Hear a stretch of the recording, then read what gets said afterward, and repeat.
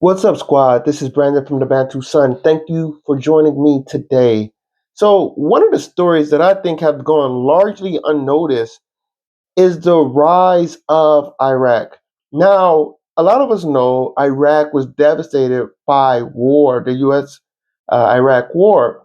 But if you look at the headlines recently, I've located from agreements and investments of over $100 billion in Iraq through contracts, negotiation, and MOUs. In fact, the U.S. just signed 48 agreements worth $60 billion.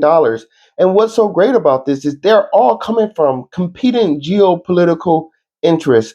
Iran is trying to exercise influence in Iraq.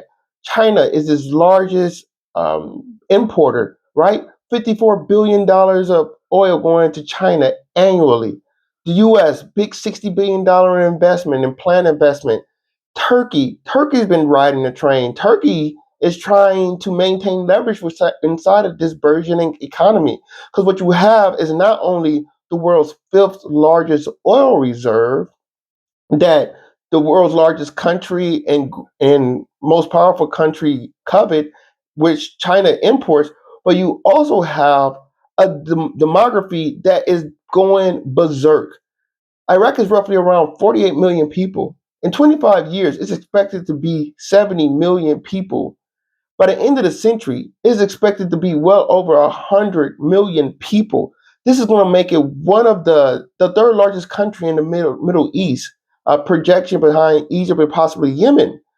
This puts them in a great position to not only grow through their resources, investment, but also domestic consumption, which is going to, and this is opportunity begets more opportunity in the words of Sun Tzu, because you have a situation where the young people, the investment comes, people need jobs, people want jobs, and what they do, they buy things, and that's just going to boom the economy.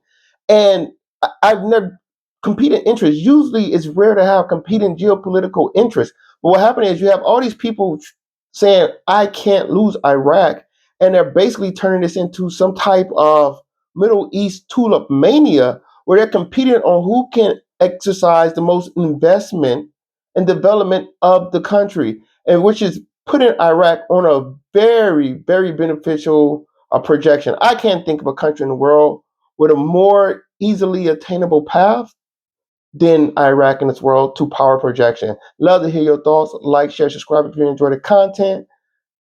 Thanks for joining. Until next time, take care. Bantu up.